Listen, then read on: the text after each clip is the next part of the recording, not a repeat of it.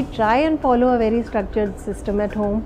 For example, we postpone TV viewing for the end of the week, and that's what we do. We sit down and watch TV together on Saturdays.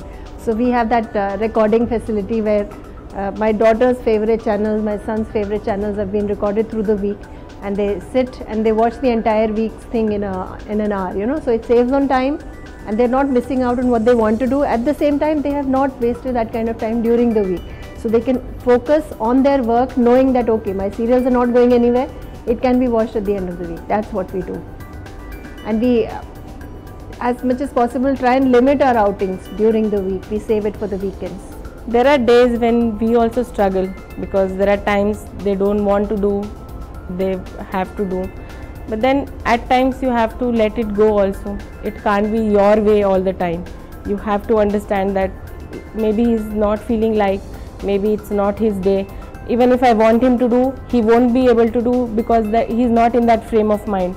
So at times as a parent I have to step back and I have to understand that.